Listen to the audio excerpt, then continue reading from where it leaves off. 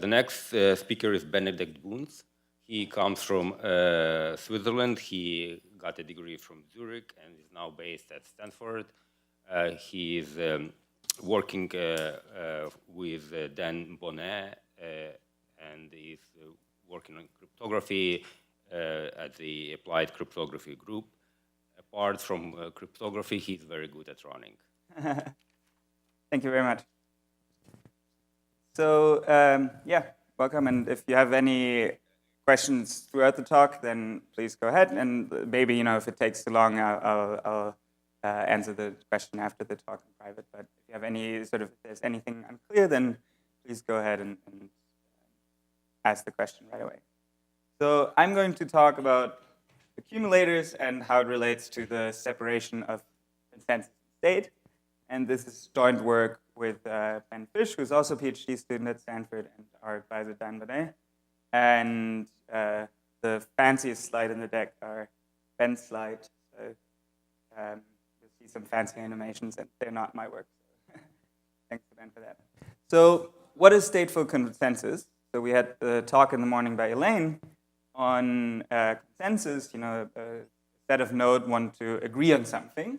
And they might want to agree on a certain state. So there's a state proposal or something gets added to the state, like A, and then they all come to some agreement. This A is correct. It's a correct, say, update or something, correct transaction, and that gets added to the state. This happens B and C and so on.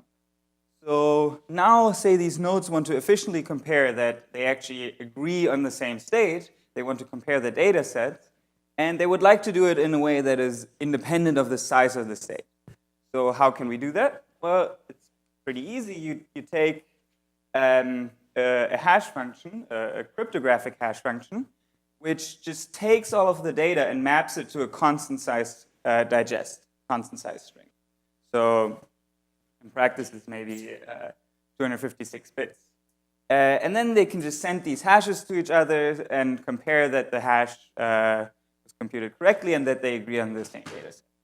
And in the blockchain, the only difference is that the hash is computed incrementally. So that you have a previous hash, this is important such that you don't always have to redo the whole computation. So you can just incrementally compute the hash as the hash of the last update and the previous state. So this is maybe the shortest explanation of what a blockchain is. And that's all you need to know about it in this talk. And then the problem, though, is that the size of the state seems to be growing. And in Bitcoin, I think we've reached, it's say 60 million different coins, and it takes up many gigabytes of space. And the problem is that this state is, why is it problematic that the state is so large? Well, because the verifying nodes, these miners or validators, need to keep the state in memory such that they can efficiently and quickly verify whether a new transaction is valid. So say I want to do stateless verification where I don't store the whole state. So we have this miner here on the right, which only has a small USB stick. It doesn't have gigabytes or terabytes of space to store the data, and a new transaction comes in, and he wants to check whether this transaction is valid and see whether other nodes will agree on it. And the problem is if he doesn't store the previous state, there's no way that he can know whether the transaction is valid. Right? Because he cannot verify, for example, in Bitcoin, the way this works is that you have a set of coins, and these coins are unspent, and you need to know which coins have been spent before and which ones haven't in order to verify whether a transaction is valid. So maybe if it's one node that doesn't want to store the state, it's not too bad because this node can trust some other nodes or listen to what consensus or trust the majority of the other nodes and can listen to what consensus the other nodes reach. So maybe this isn't too, and this is actually what mobile phones mostly do these days. So mobile phones that run cryptocurrency, wallets or clients, they don't have enough storage to store the whole state, so they just listen to what the other nodes state. So what, however, if all nodes want to be stateless? None of them want to store the whole data set because it just keeps getting larger. And, say there's people that propose using blockchain for all sorts of things. So, if every computer needs to store the state of the whole world on its own computer, that really seems to become a problem. So how can these nodes reach consensus? How can they know even that a transaction is valid if they don't even store the entire state? So the idea that we're proposing, and I will introduce some cryptographic tools that will make this feasible, is that we should have a separation of consensus and state, so to say.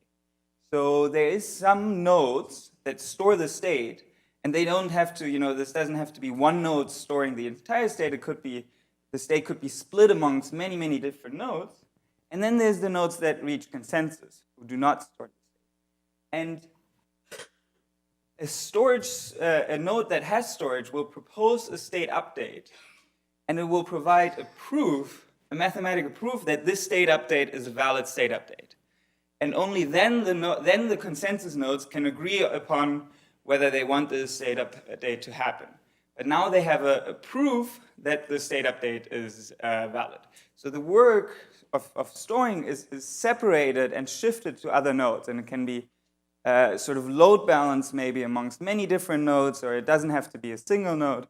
And yeah, we really now have this separation of being able to reach consensus, which you might also want, again, from Elaine's talk we heard, where it's really useful if you have a lot of nodes participating in the consensus. So if the requirements for participating in the consensus are low, right?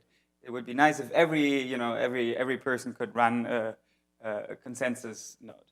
So this paradigm where the state nodes provide proofs reduces this requirement for the consensus. So how does this work? You now get a new state update, F and proof, and the validators just store the short digest of the state, and they see the proof, verify it, and if it's correct, they add it to the state. They update the state. So how is this proof generated? Does creating this proof require state, and who generates this proof? These are all questions that I'll answer in a second. So let's think about what the state actually looks like in these blockchain systems. One very common design theme is a sort of accounting system. So you have a set of accounts, they're identified by some ID, and then they store some information, and in the simplest case, they just the balance. So this is just like your bank account. You have a bank account ID, and then you have some balance. And a transaction will shift around balance from one account to another account with the requirement that you cannot spend more money than you've had, right? You cannot your balance can never become negative. So the cryptographic tool to solve this is something called a vector commitment. So this is a commitment to a list of elements, so the accounts. And the important thing is that the commitment is short again, right? It's ideally constant size in the length of the vector. And then the vector commitment has the property that I can prove to you that a certain element in the vector has a value. So the indices of the vector are the account IDs, and the elements stored at the indices are the balances. So if I want to transfer some money from ID 1 to ID 2, I will provide the proof that the balance at ID 1 is indeed B1 and the balance at ID 2 is indeed B2. And then, as I will say how much money is supposed to be transferred and give this valid proof. And the miners or the validators can then check this proof and process the update. So and the important thing is that the proof itself, again, is very, very short. Ideally, we have constructions where this is constant size, or if you've heard of Merkle trees, you can also build them from Merkle trees. the opening is logarithmic in size. So this is so the head would now the state head would now contain the vector commitment, and the proof would be the vector commitment. Another state design is sort of a coin design, very similar to cache, where every, or also called the UTXO design, UTXO stands for unspent transaction output. So every unspent transaction output resembles a coin with some balance, and every time I want to spend the coin, I have to spend the coin in full. And say I have a, I have a $1,000 bill or whatever, and I only want to spend $2, then I will get a change of $998. So I always have to spend the money in full and then create 2 new coins, or 2 or more new coins when I spend the money. So all I need to keep track of here is which coins are unspent, right? These coins are identified by an ID and a value, and all I need to take care of, my whole state is just which coins are unspent. So it's really just a set commitment. And this is called, cryptographically, the tool to commit to a set is called an accumulator. And the proof basically proves to you that something is in the accumulator. The difference to a vector commitment is that this vector commitment is positional. So in a vector commitment, I can prove to you that something is at position I, so in a count I has some value, and the vector commitment, the accumulator, just proves to you that something is in the set. So these, again, you can use Merkle trees for these accumulators, but the main construction that I will talk about are these RSA accumulators. And we have some improvements for these that are especially important in this distributed setting.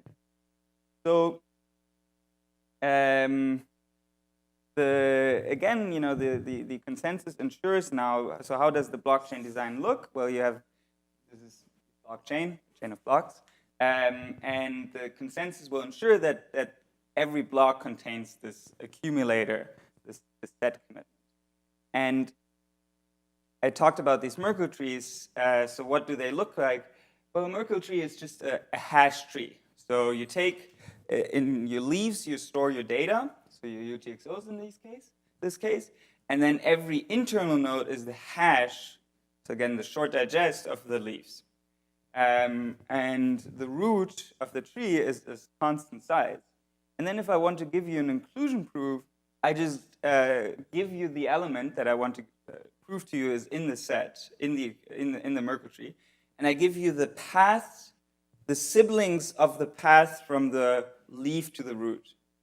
And if you think about it, then this will, if you have these siblings on the path, this will be allow you to reconstruct the root, and you can check that this way you will actually get back up to the root, and this is an inclusion proof. And you can prove that if the hash function has certain properties, then this is secure. And you can also do exclusion proofs if the leaves are sorted in a special way, and updating the Merkle tree is also efficient, but it's all logarithmic in size. And what this leads to is, again, the users provide the proof, and the miner verifies that it's correct. So what does this lead to if we use Merkle trees as our set commitments? Well, the problem is that this actually becomes quite large. So you have these Merkle tree inclusion proofs, and then if you have, say, 100 million UTXOs, which is roughly the size of Bitcoin, then just storing these Merkle trees per node is, I think, 100 gigabyte or hundreds of gigabytes of data. And in general, every transaction becomes maybe 100 times as large, because now it needs to include this large Merkle tree path, right? Which is, say, 25 hashes. So Merkle trees work with this, and there's actually been some improvement on trying to make them, as efficient as possible and get as good implementation as possible.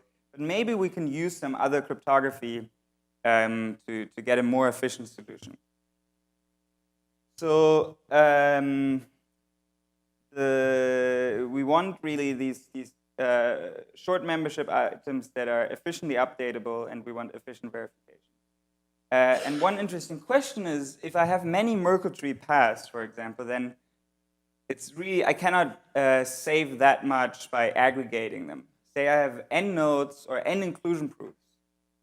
Is there any way that I can aggregate these inclusion proofs into one or only a few inclusion proofs, such that suddenly I have an inclusion proof for many items?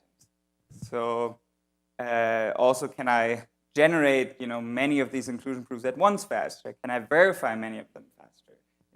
There's really, in the setting, we process these things in batches, or have to aggregate. So the thing that this is sort of the question that we set out with, what can we do here? And the cryptographic tool that we looked at are these RSA accumulators. So in RSA group, you have the setup, you set up a composite, which is n is equal to the product of 2 primes, and it's very important that no one knows these 2 primes. And you have a hash function, and the hash function has the special property that it maps to prime values. So a simple way to implement this hash function is just to take a normal hash function and iterate it until you hit a prime. The accumulator is initialized with a group element. So you can think of the integers modulo n as a group, and we take an element of that group, which generates some subgroup, and this will be the initial state of the accumulator. So how do I add something to the accumulator? Well, I just raise the previous accumulator state to the element mapped to a prime. So the hash function's purpose is to map the element to a prime. And if I want to delete something, I just take the element's root. And in the future, I will omit the hash function and just assume that all of my elements are primes already. Just think of it as the elements that I actually add to the accumulator have been mapped to primes. So what does the accumulator look like after I've added, say, the set S? Well, if you take the product of the elements in the set, so again, mapped to primes, U, then the state of the accumulator is just G to the U. Okay? So one thing that is, for example, interesting is that this is commutative. So it doesn't really matter in what order I add the elements. The accumulator will look the same. So what can I do with this now? Well, for example, I can give you an inclusion proof, and the inclusion proof is just the state of the accumulator. So it's the inclusion proof for X is the X root of the accumulator. So it's, another way to think of it is it's the state of the accumulator without the element. And then to verify the inclusion proof, I just add the element again and check that I get back to the original accumulator. So one nice thing is that the accumulator or the inclusion proof is constant size. It's one group element. So no matter how large my set is, this is only a single element. And how do I compute the inclusion proof? Well, I'll either have to use the trapdoor, which we said hopefully no one knows this trapdoor, so that's not a good solution. Or it's something that is linear in the set of in the size of the set. Another way to create the inclusion proof is that to realize that the inclusion proof is actually, as I said, just the state of the accumulator without my element. So I can just take just before my element gets added to the accumulator, I can just take that state, and that will be my inclusion proof. And I can actually also do exclusion proof, and this relies on the so-called Bézout coefficients. So you take, and here we see why it's, or one of the reasons why it's important that all of my elements are prime. So if my set is U and my element is X, then there exist integers A and B such that A times X plus B times U is equal to the GCD of X and U. However, if x is not in U, then the GCD of x in U is 1, because x is a prime and everything in U is also a prime. So I have these integers a and b, and it turns out that the size of a is equal to roughly the size of U, and the size of b is roughly equal to the size of x. Okay, so a is large because U is large, and b is small because x is small. So I just give you g to the a and b, and then you can verify this, and this is probably too quick to follow, but the general idea is that I can use this verification, these Bezout coefficients, to verify this equation. And you find these Bezout coefficients it's the extended Euclidean algorithm. So there's a very efficient algorithm that we've known since 3,000 years to find them. So it's also, you can actually, once I have an inclusion proof or an exclusion proof, it's actually possible to just keep updating that inclusion proof even though I don't know what else is in the set, right? So creating these inclusion proofs or exclusion proofs was fairly complex. It was linear in the set. But once I have that proof, I can just see whatever updates happen to the accumulator and then update my proof. So let's look at the state of these accumulators. What do they look like? Well, they have these constant size inclusion proofs. So they're better than Merkle trees even for medium-sized set. You have these dynamic and these stateless adds. You can add elements without knowing the set. You can use this maybe for decentralized storage. But there's room for improvement. So, for example, I want to aggregate these inclusion proofs, many of at the cost of ones. I would like it to be trapdoor free, so no need for this trapdoor, these P and Q. I would like to have stateless delete, so I would like to delete from the accumulator without knowing what is in the accumulator.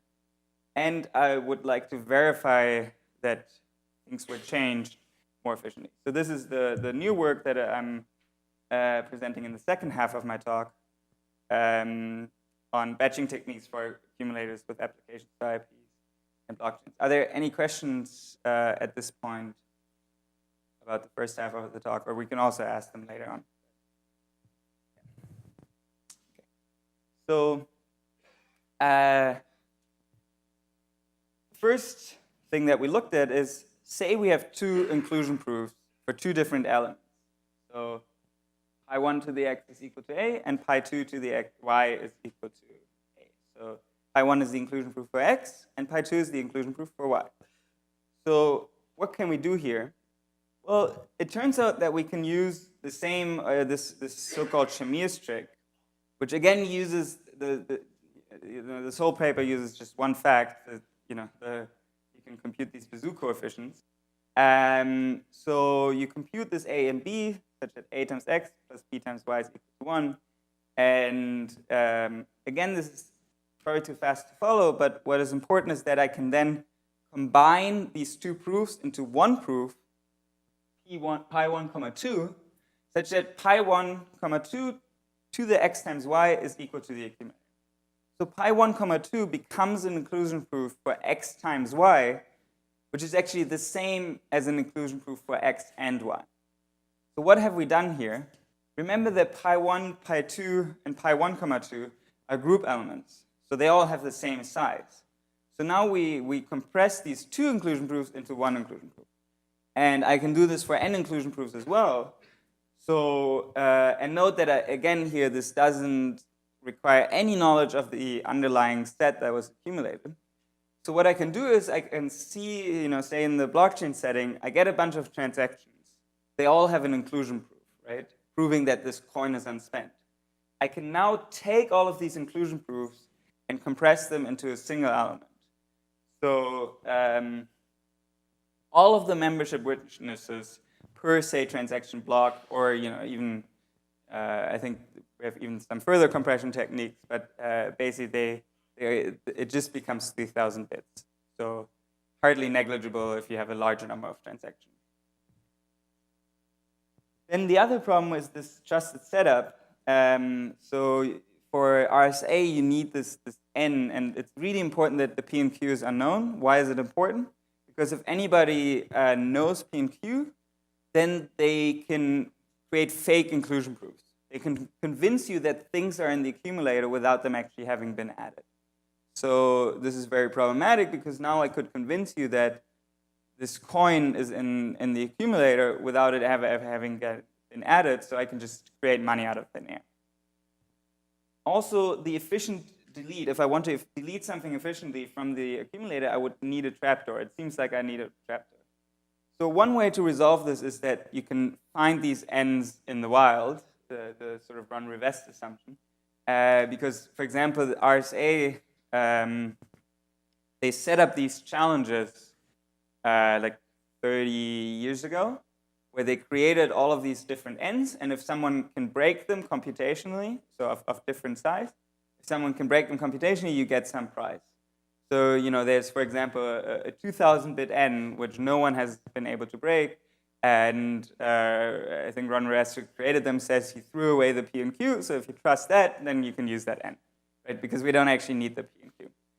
Or there's, there's a defunct certificate authority which has an RSA signature scheme, so they also have this n, which someone probably destroyed their secure hardware modules where the P and Q were stored. But there's another solution called these class group of quadratic number fields, and the important thing, what do we actually need from this RSA group? Well, we need this property that it's hard to take roots, and more specifically, or another way to formulate this, that the order of the group is supposed to be unknown. So you're not supposed to know how many elements are in the group. And it turns out that there's these class group of quadratic number fields which you can set up in such a way that no one knows the order of the group. And they were proposed in the 90s, and then in 2012 they've been proposed, or in the late 80s, and then in 2012 they've been proposed to be used for RSA accumulators. So how do I now delete without a trapdoor? So I can always compute these roots using the trapdoor, but I can't really compute roots. That's the core assumption that the security is based on. I can't compute these roots if I don't have the trapdoor. So the only other way to do this is to do some computation that is linear in the set. But the whole point of this is that we don't want to do work that is linear in the set. So the small realization that we had was that if we think about what the inclusion proof is, every time I want to delete something from the set, from the accumulator, when do I want to delete something from the accumulator? Let me formulate it this way. Well, only when someone wants to spend it, right? So, but when they spend it, they have to provide an inclusion proof. So I have more information available when I want to delete something. I have this inclusion proof. Well, what does this inclusion proof look like? It is just the accumulator without the element. So it is just the result of the delete. So we can just simply set the next accumulator state to be the inclusion proof. It's very simple, right? The proof is just g to the u divided by x. It is already the x root of at. However, the question is, what if I want to delete, we're in an asynchronous setting here, where many people issue deletes with respect to the same accumulator state. So say Alice wants to delete X and Bob wants to delete Y, and they issue these inclusion proofs with respect to AT. Well, it turns out that we can use the same trick that we've had before to combine these inclusion proofs. So I compute this pi12 just as we did for aggregating the inclusion proof, and then this pi12 becomes the next accumulator state. So again, this doesn't require a state, it doesn't require a trapdoor, and it is synchronous. The other problem that we were thinking about is that the verification of these inclusion proofs or witnesses, membership witnesses, is a little bit slow. So, it's about, on my laptop, it was about 600 I can do about 600 verifications per exponentiations per second, which seems like a lot, but if we really want to scale this, do large-scale operations here, then this may become expensive. And one goal would be that maybe a mobile phone can run, this full node, this client now, because it doesn't have to store the entire state. But if we make the computation so expensive that your phone is running out of battery the whole time, then this isn't really a win, is it? And for class groups, we don't really have benchmarks yet, but they're probably even slower. So luckily, in last year, in a different context, there was this paper by Benjamin Wesolowski on how to do, say I want to do a computation that is x to the 2 to the t. And basically the setting where this came up with are these so-called verify with delay functions. So x to the 2 to the t, the way that you compute this is by repeated squaring, right? I compute x, I compute x squared, x to the 4th, and so on and so forth. So this takes t steps, and it takes t sequential steps. So no matter, even if I have massive parallelism, there's really a bound to how fast I can compute this, right? Because like in terms of absolute time, there's a bound to compute this because it's sequential, highly sequential. So the question is, can I, this verifiable delay function question, which was a previous paper of ours, was the question is, can I design a function that takes a long time to compute, but is efficient to verify? So it's efficient to check that the function was computed correctly.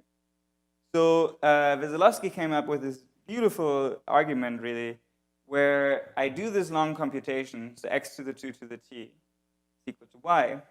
And then I run this protocol, which in the interest of time, I will skip over. But basically, it lets the verifier check that the computation was done correctly in only log t steps. So the approver does t steps, and the verifier does log t steps. However, it relies on the fact that the exponent, this 2 to the t, is a power of t. It's smooth. So if we think about what our verification really looks like, it's kind of similar, right? I have to, this is also in these RSA groups, by the way, or it only works in these RSA groups, but or these groups of unknown order. So our verification looks very much similar, where to verify an inclusion proof, I have to raise an element to some power, right? I have to raise the proof to some power, so I have to compute x to the alpha state. But alpha isn't smooth, so the verifier's work, he still has to do something that is technically linear in the size of exponent. He has to compute alpha mod 128-bit prime. But it turns out that computing alpha mod 128-bit prime is much faster in practice than raising x to the power of alpha, right? So if I use this proof, we can see that on the direct verification is about 5,000 times slower than this proof verification. So the prover now, what it will do, or if I want to give you an inclusion proof, I will also provide this proof of exponentiation, and then you just verify that the proof of exponentiation was correct, and instead of doing the verification directly. This will be you will save about a factor of 5,000. I'll skip over the assumption, but what does this now look like? How do I get fast block verification? Well, say I have the previous accumulator state, and I delete all of the elements from the accumulator to get AT prime. I use the batch algorithm. I delete all of the things that are being spent. And then some new coins are created, so they will get added to the accumulator. And the block will contain now this AT prime and this AT plus 1. And also, I will add these proof of exponentiation, right? And the verifier will just verify these proofs of exponentiation, which are really, really fast. And it actually has to verify two of them. So what is the performance of this? Well, for a Merkle tree, Merkle trees are blazingly fast, so about 8.5 microseconds, which is about 100,000 transactions per second. Adding something was to the accumulator, or doing this slow verification, was about 600 transactions per second. And verifying something with this POE trick is only 0.3 microseconds, which is even faster than the Merkle tree. However, I still need to do the primality check. And interestingly now, and this actually leads to some interesting questions, now the primality checks become the bottleneck. So how can I, there's a really cool question, how can I do maybe these batch primality checks, which unfortunately I think is an open problem. How can I check that n numbers are primes very efficiently? But still, this new scheme gives you 20,000 transactions per second, which is, I think, more than, or is quite large, and this is on my computer, and take these numbers with a huge grain of salt.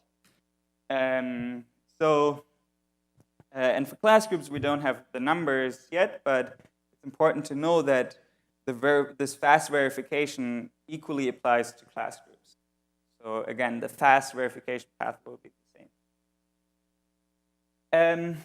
I quickly want to touch on, so I talked a lot about these accumulators. I quickly want to touch on, or this UTXO set, I quickly want to touch on what does it look like for in the account system, where I don't have a set, but I have this vector commitment. So these classical vector commitments have the problem that in the setup, or there needs to be, to verify efficiently and to do these things, I need to compute something and store something that is linear in the size of the set. So A, this destroys the whole purpose of not having any storage. And B, it limits the number of accounts that I need to have. I need to know beforehand how many accounts will ever exist to be able to do this. We have a new vector commitment scheme, which is based on our accumulator construction, which has similar nice properties with batch openings and so forth, and only has a constant setup. So you can actually create a vector commitment that is exponentially large but sparse, so where basically almost everything is zero or is empty in the vector commitment, and only a few accounts have been initialized. And again, the opening can be constant size and can be aggregated, so you get very similar properties. And I will skip over this. So the important property for the idea for constructing the vector commitment is that for every index, I will define, per index, I will define a prime. For example, I just hash the index to a prime. And then I just say that if the index is 1, so if it's a bit commitment, so it's either a commitment to 1 or 0. If the prime is in the accumulator, then the bit is 1 at that index. And if it's not in the accumulator, then the bit is 0. So if I want to prove to you that many bits are 1 and many other bits are 0, then I just give you a batch inclusion proof for the 1 bit, so this constant size. And we also have this new batch exclusion proof that for the 0 bits. So I give you the non-membership witness or exclusion proof. And again, this is constant.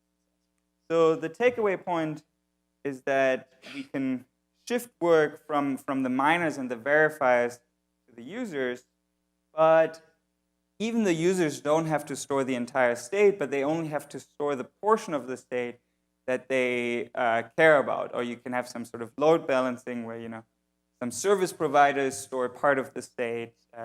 There's all of these different trade-offs that you could have now, but no one is actually required to store the entire state. So here's some references, and maybe the slides will be uploaded. I'll upload them on my website. Check out the references. So yeah, thank you very much.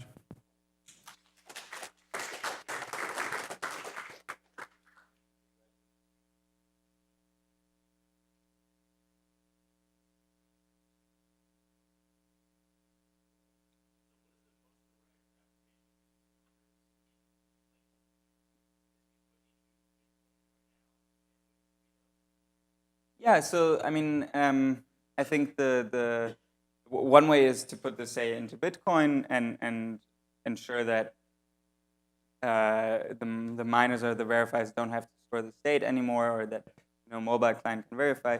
Another way where this might be used is that people are proposing these sort of side chains.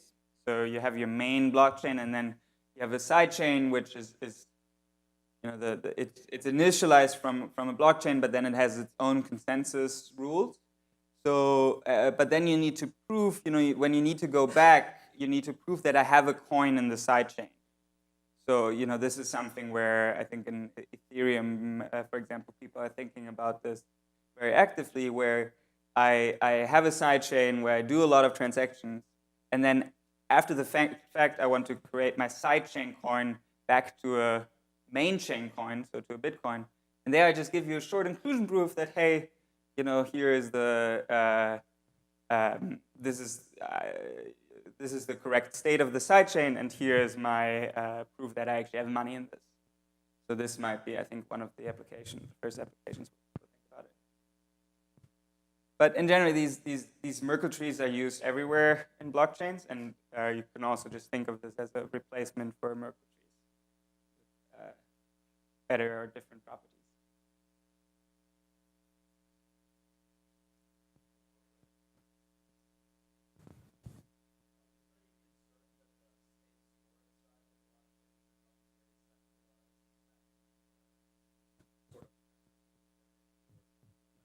Right. I think there's some concern that that certainly is, I think, a problem, but I think it's only, the thing is that you really only rely on, say, as a mobile client, I don't want to store the state, or I don't want to update my inclusion proof. So what I might have is some service provider who provides me with these inclusion proofs. Of course, then I'm reliant on the service provider, but really I only need one of them, to be honest. And I don't trust them for correctness, I only trust them for liveness, so that they're available. So I think that normal market economics and trust relationships and so on are, in my opinions, fished for this. But yeah, of course, this is something else that needs to be now dealt with. But I think it's basically just saying we freed up this requirement. We freed up the main nodes from this requirement, or the full nodes from this requirement. How else can we solve this? So I think this is just an interesting question to think about. Yeah.